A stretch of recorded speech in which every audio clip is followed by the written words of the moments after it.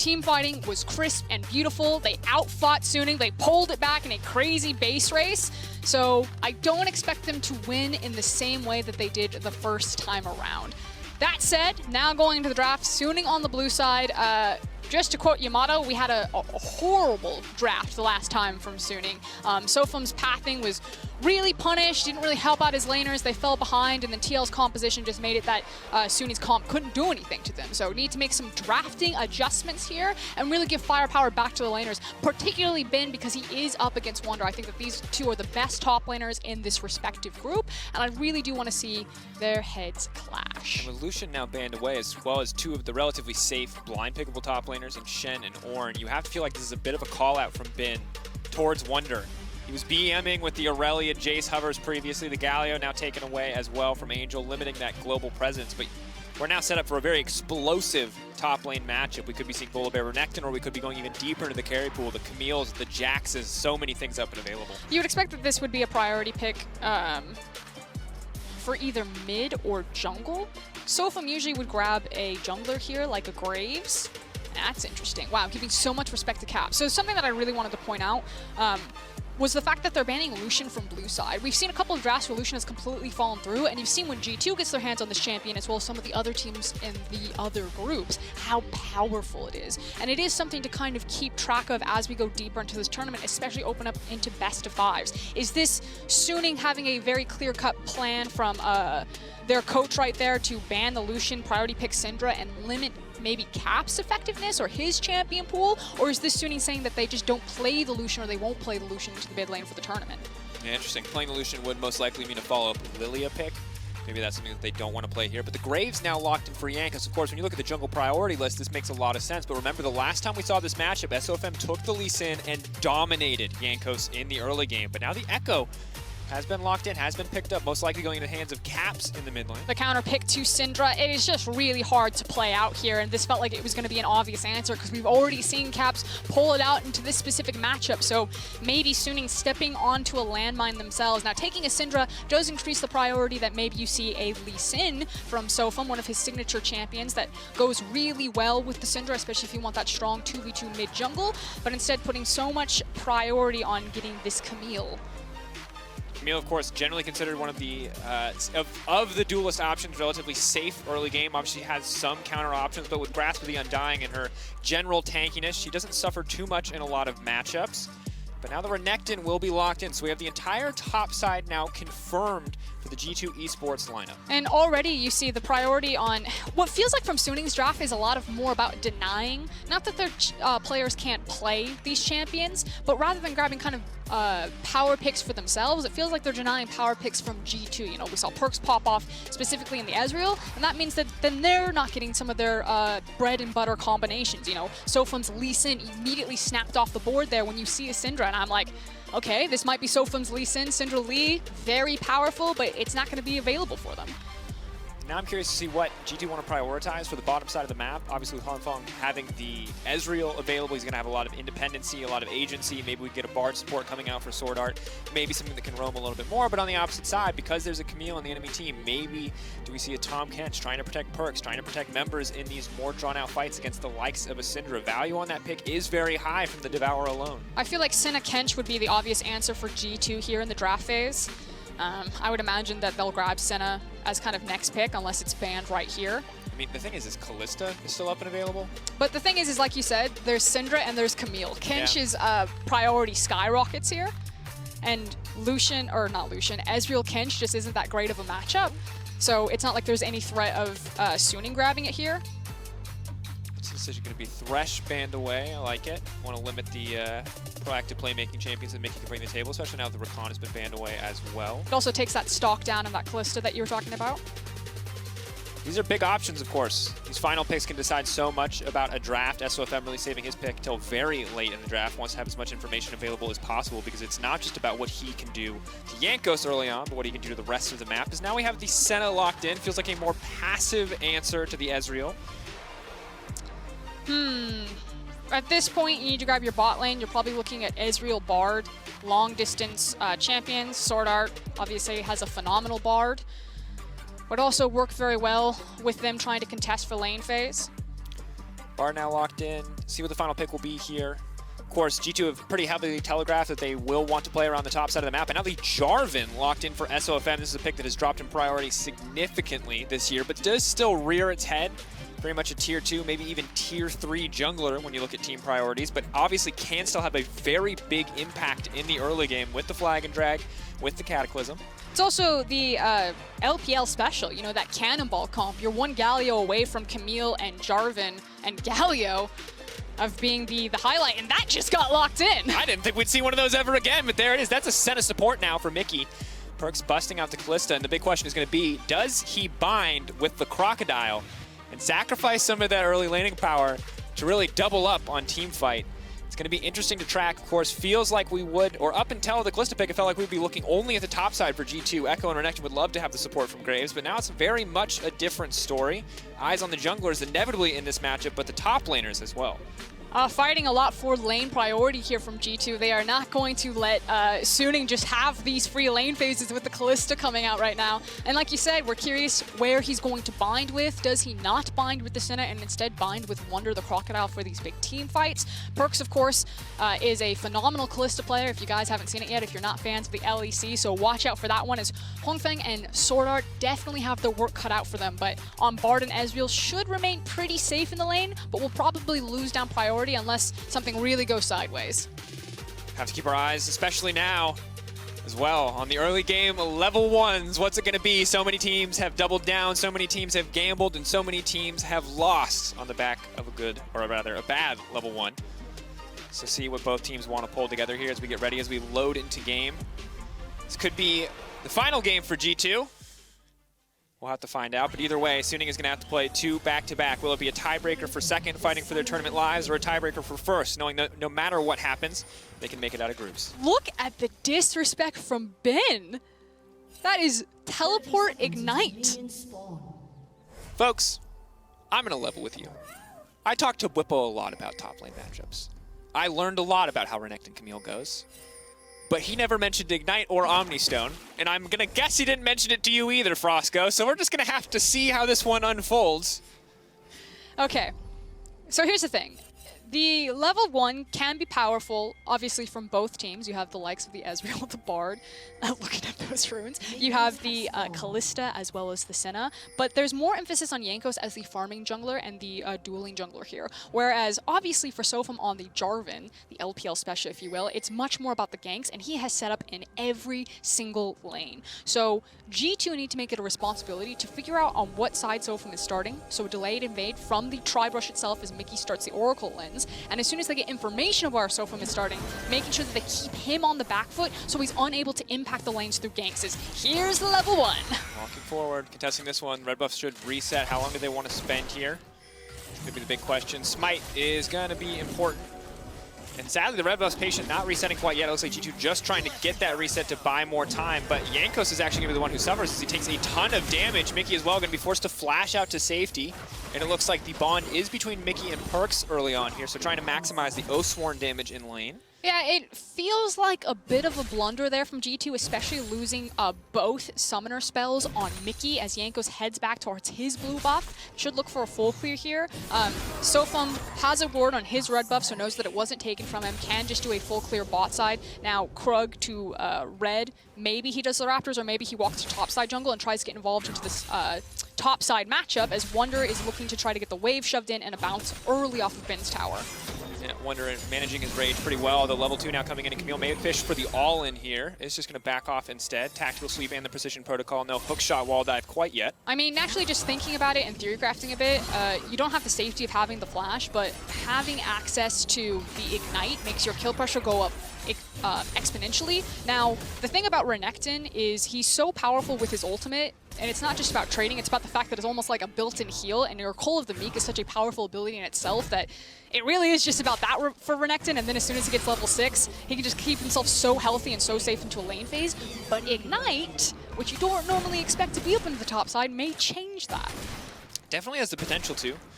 For now, though, we are seeing the Renekton come out on top. Sometimes in early trades, Camille can get an advantage, as her passive feels a lot more useful when Renekton doesn't have a few levels in Cold the Meek and can't just stack up that rage very easily. But Wonder holding on to control for now. We're seeing Bin very quickly burn through his mana bar. This might be problematic if the lane phase continues forward, but for those checking in on how Omnistone has been doing, actually pretty solid so far. Has procced Comet, has procced Fleet Footwork, so overall, Camille as a champion who likes a lot of different runes and is now potentially, not quite going to be able to all-in Wonder there, is getting a lot of use out of it. And again, the matchup will be a little bit difficult for Wonder until he gets 6th and obviously after first back, so we would expect Bin to be a really big threat here, and Wonder needing to respect him. Is checking in on mid lane. The nerfs to Syndra made this matchup a little bit harder, and it is much easier for Echo than it was in the past, especially once you get access to level 6. Obviously, your ability to just completely deny Syndra's ultimate is a big factor, but even before level 6, the increased mana cost for Syndra make it much harder for her to punish as effectively as she once did in a melee versus range matchup. Yeah, an interesting pivot that we saw coming in the draft, Frosco, is just the difference in priorities on champions, right? Because Lee Sin is someone who can look to keep up with Graves, it feels like early on, look to pressure a lot more, but SOFM being on the back foot is not something that we're used to seeing across the group stage. Even in games that Suning ultimately lose, SOFM usually in a very commanding lead, so while the Jarvan certainly can have big impact across the map, it is not having big impact early in the jungle here, and SOFM gonna have to run for the hills as Jankos just starts to bully him out of his own side. And finally, the shoe is on the other foot for Jankos and G2 in particular, using the priority from both his laners, the teleport from Caps to come back fully stocked. Angel has no mana. He cannot help his jungler out here. Oh, this one's gonna hurt SOFM. He really cares about Krugs. But now stepping forward, Sword Art's going to be in trouble here. Where's the follow-up going to go, though? TP now coming in. Park's actually going to be the one who gets turned on here. The TP now completing. Syndra on the way in. Angel now has a bit of mana. Big scatter of the week and the turn. That's going to be first blood. Caps just barely able to make it over the wall, but Huanfeng is not done yet. But the Dragon is going to knock him back. It's going to stop him in his tracks. Still, Suning chasing forward, trying to maximize, trying to double down on this advantage, but have to be careful. The Dragon's certainly helping out G2 at this point. Huanfeng has to run for the hills. He's going to get locked down, but will he get taken out? No. The flag dragged through, but Jankos is going to flash over the top. Caps waiting on the backside. It's a drawn-out brawl. Wonder on the backside. What else can he get done? Can they kite the Croc? Flash forward is going to be able to lock him down, but does not stun the right target. Wants to go through the wall, but the portal so tiny, doesn't make any sense to follow through on, and Caps now has to get out. Jankos has to get out. Where's he going to go? Waiting on the phase dive. Going to dash away to safety. Huanfeng coming through. Angel messes up the combo. He could have had it. He could have had it all. He had the Dark Sphere, he had the Scatter of the Weak, but he just doesn't nail it. I'm not sure if that was mana. I'm not sure if that was error on his part, but it does not work. He does not get the kill. I'm going to be very honest, Dragos. That was a bit of a clown car. With all of the different teleports. Everyone and their mother expended teleport except for Ben. Ben just chilled. I think he got 2 waves. He's now getting a big crash into Wonder's tower. Wonder's going to have to take it back. Actually, Ben's going to be very respectful. I was going to say, you can try to deny Wonder a lot here, but his jungler's not on that side of the map. And all over SOFM's Krugs. You will not take this man's Krugs. We will expend 20 teleports to It started at Krugs. It kind of became about Infernal Dragon unintentionally halfway through. Neither team wanted to finish the job. So the first teleport from Caps gave G2 the priority to make that play, and then it was really the second teleport from Angel, the full mana, full health Syndra rocking in, that completely flipped everything on its side, so G2 being a bit disrespectful to the fact that they had lost information on the enemy mid laner. Yeah, but now on the top side of the map, Wonder isn't going to be super comfortable in this matchup. In terms of raw champion power, Renekton definitely still a bigger threat, but given the Sheen compared to, well, the Doran Shield, Sheen and the Longsword, itemization certainly not favoring him right now, as well as, of course, combat summoners, the Ignite available for Bin. His ultimate, though, of course, much, much stronger. But Jankos is on this side of the map, and you can see after Krug Camp, maybe he tries to slide in and help Wonder here, walking over a brush, or excuse me, a ward in the tri-brush. So Ben has information now, standing very defensively against that wall, so he can use hookshot to get away. Yeah. Jankos just shadowing there, nice for Wonder. Able to pull this one back. Of course, is in a position where he could try to set up a freeze. Ben going to try to stand and contest the wave to stop him from doing so. Adaptive defense is already proc, so if Wonder wants to extend the trade, now it's going to start to favor him a little bit more, but press the attack will make it a bit more difficult. Omnistone continuing to roll some pretty solid options. And Ben's going to feel really confident to try to contest Wonder from starting a freeze right there, because he did have information that Jankos tried to gank top back. You even saw a blue ping come down on Jankos as he was pathing towards the bottom side of his jungle. So it's going to be about contesting this Infernal, which is why Huanfeng and Sorda are now walking into bot side river, knowing that Jankos is on this side of the map, and knowing that Infernal might be the next big target that people are playing around. And interestingly, after all that action, SOFM is ahead in the jungle again somehow. I don't know how he finds a way to do it every single time, but he does. Wonder, though, Going to continue to look to extend these trades. Bin, though, just trading back and forth. Hail of Blades now getting selected. Very scrappy matchup. Neither side really be able to make an impact on the other. Bin does need to be more careful, however. There's not information that Jankos is on the Infernal, and his team does have vision to see that he's not in bottom side river. He knows that all the bot side camps have been taken, so he must assume that Jankos is on top side with red buff being back up, which means that this freeze can now actually try to punish. So we'll see if Sofum tries to dig him out as blue is spawning on this side. He should hand it over to Angel, or if Sofum will hand the blue, then path back towards Infernal, and try to use Bin as a soaking pressure point to trade Dragon for his Camille. It's certainly a good question. Of course, we can expect the action to uptick at least a little bit. Is now Wonder going to be caught out. The hookshot wall dive, the leap in, but now Bard coming in across, and the Sentinel just a little bit too late there from Perks and Mickey. Nice kill pickup. Sword Art now going to tick over to level 6 as well. A lot of things going in favor of Suning. He's just really talented. It's been a long time where you've seen. Hold that thigh, big fat stun, and goodbye to Angel. All right, 1-for-1. Teams now trading blows. Speaking of talented, Caps. I was about to give a compliment to Bin and the top laners for LPL, but I might not have a moment to do that as we are skirmishing very heavily over topside river control. Fighting, it looks like, for that early Herald. Jankos has kicked that one off already. SOFM burning the flag and drag just to clear out the mid-wave, has completed the Cinder Hole. And because you have information of where SOFM is behind the tower, it does give G2 so much, that's what I'm looking for. Pressure, agency. I was going to say the clear. Buzzword. Pressure, agency, tempo, no. Gives them the clear to start the Herald. So they pulled Mickey and Jankos. He should be able to pick this up pretty much for free here. As Sordat's actually also babysitting Ben, who is very low health and mana without teleport. Yeah, it's a little bit difficult for Ben. Obviously, when he's going forward, when he's getting aggressive, when he's finding fights on his terms, that Ignite's going to feel really good. But when someone's threatening the dive, it's not going to feel nearly as nice. As Sword Art throws down that portal, that's a big old bluff. Just threatening G2 that if someone was there, that they could get caught out. Swan Funk is now here to respond. A single plate, though, going over to G2. This is actually really massive for G2, though, because now they have information that Huang Feng and Sword Art are on top side of the map, and Jankos, after he does these bottom clears, could actually try to just take the Infernal by himself. So we could be looking at a world where, in the current map state, G2 get Herald and Infernal. Yeah, good setup to do so. And could try to follow up with using that Herald afterward, depending on where they can get the pressure. But SOFM now moving down to the bottom side. Camille will be able to reset the wave, it looks like. Hard to tell from the minimap. But yes, she has done so. So there is room to contest this one. And it looks like Jankos is just going to back off in the meantime. He's got camps on the top side respawning that he does need to pick up. And SOFM will lay down the vision. We'll check it out. Saw the play that you were talking about coming, Frostco, and did not want to let it go through. Sofum does have access to his ultimate now, level 7. I would imagine that they'll want to play around Ben, so Wonder has the target on his back, especially because now Suning have seen that there was a possibility that they lose Infernal. There is Herald still in Jankos' hands. Maybe he uses it either mid lane or top lane, depending on how the next skirmish will go. As here's the gank on Wonder that we talked about. Oh, very risky. Can they turn this one, though? Wonder taking a lot of damage. TP now coming in, but they're just going to shred him down, dash out to safety. The flash away from the Cataclysm damage. That's going to be massive, but Caps now leaping into the midst of this entire fight will just snap back. Top! And he's able to hold the wave top lane. All things considered, that worked out pretty well for G2 Esports, but still, a bit of a questionable place for Wonder to be. Yeah, but nice job on the flash that you talked about, dodging the Cataclysm damage, and the damage may have been done for Suning, however. Herald now coming into the bottom side. Bin going to be in trouble here. SOFM's already back. He's already walking top side, so this should be pretty easy for G2 to be able to take this tower with the power of the Herald, but they might fish for some kills as well. Wow.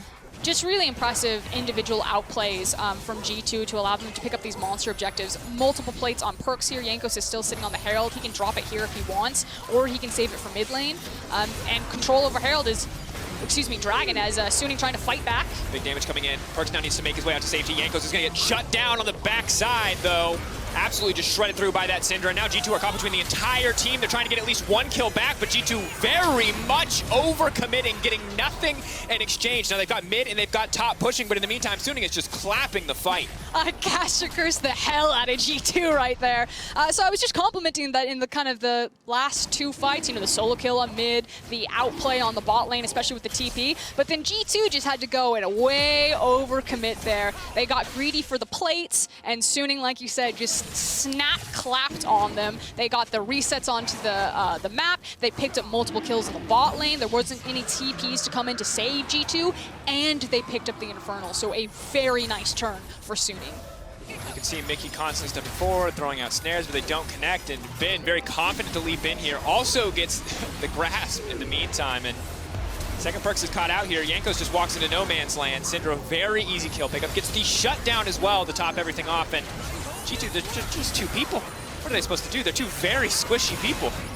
Also want to give huge credit to Sword Art right there. I know that it was really Angel turning the fight when he joined, but Sword Art, nice little side step to make sure that Perks and Mickey weren't able to trade 1-for-1 there on the back half, as well as leading with the Bard ultimate. But coming back onto the map, there's the Herald that we wanted to see. They're forced to use it to break down this bottom lane, continue to snowball, and keep this Kalista ahead of the clock. And it looks like they're going to get another charge as well. Of course, Syndra may try to interrupt that one. At this point in the game, Suning, they've got a Drake. The gold just about dead even, so all things considered, working out pretty fine after what were some unfortunate early game circumstances. They've now balanced things back. SOFM again pulling ahead in jungle CS. Camille already to the Trinity Force. Renekton matching with the Blade of the Rune King, but Sword Art there for just a little bit of extra back. And you can see that now, the difference in the turret plates. I do want to talk about, though, Camille. So a lot of this turret plate gold went into the hands of Perks in particular. You can see now, completed Blade of the Rune King, but this Camille has a Trinity Force complete. She's a big deal. Absolutely is. Caps taking his time to snap back. The flag and drag not quite going to connect as the Z-Drive Resonance is more than enough movement speed to take Caps out to safety. Ben, as all of the LPL top laners have been carry-oriented players, 369, Zoom, and Ben kind of taking after the go-goings, if you will. It's a very different look for LPL tops, as Xiaohu and the likes have been recent representatives, more of those tank-oriented players. Maybe it's time for Suning to remind the world that LPL used to be known for their carry tops.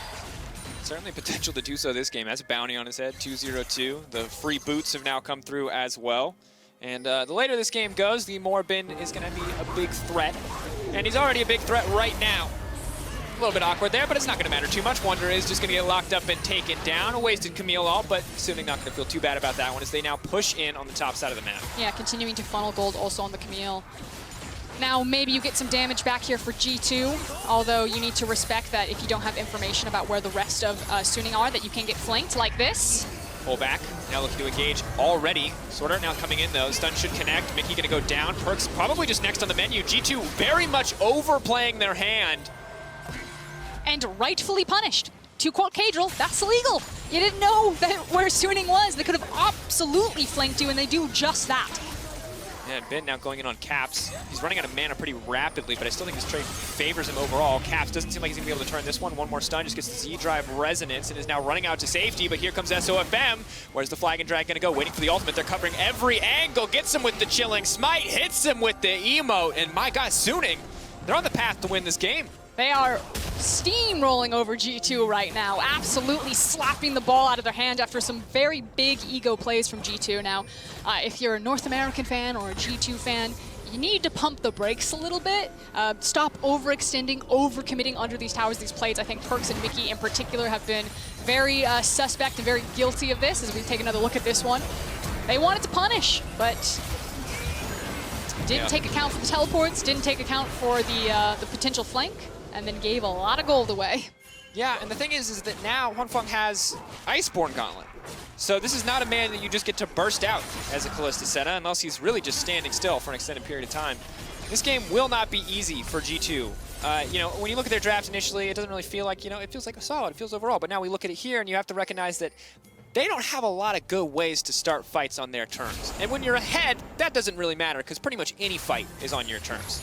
But when you're behind, the Jarvan and the Bard get to start fights whenever they want, and you kind of just have to respond to that. And if you try to force, you might just get more action like we saw in the mid lane, where G2 do not have the tools necessary to actually come out on top. There's also the issue that when G2 find themselves in this type of situation, usually they like to play hit and run League of Legends, where they split up the map and play these side lanes. And while you can still do that on the Echo, for how powerful and how far ahead has been on this Camille, it is much harder to do that than they would usually even be in a position for, because Wonder is killable at this point, although is itemizing toward the Bork, so does want to try to fight onto these side lanes, but needs to be much more careful about it.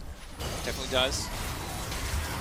Continuing to step forward here. Again, though, eyes on the Bardald, eyes on the Jarvan. These are the big ways to kick fights off in as well, getting scarier and scarier. So Suning really just able to walk up and push in. They've got 4 members here around the mid lane where G2 are just playing catch up on the side waves. And now Perks has been caught out. He's been isolated. The exhaust is now coming in. Mickey gonna find the knockup though. Can they take down Bin? They're running for the hills. Bin, has he overstayed? No flash, remember. But the hook shot, the wall dive, the flash over from Wonder, the instant's done. Now they want to turn it. Yanko's stepping forward. Hong Feng gonna be in trouble. Wonder immediately to the back line. This is where you want the Renekton. Collateral damage across the front. They're chasing them down. Angel gonna get good damage down, but not nearly enough to finish a kill.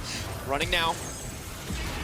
Disengage for a brief moment. The extra movement speed isn't enough. The phase dive will connect. Swordart now has to run as well. G2 find a fight. They find a shutdown. They'll find the Drake as well. And just like that, they get an opportunity to bring themselves back into the game. Going blow for blow. Who's going to overextend this time? This time around, Suning go a little bit too deep. Now they do manage to get most of their members out. If maybe G2 had more of that hard engage that you were talking about earlier, Dracos, it could have been worse for wear for Suning, but it's just the Bard that goes down. Yes, that's still a shutdown, but it's on the support Mickey's hands in the center that picked it up, as well as a Mountain Dragon now.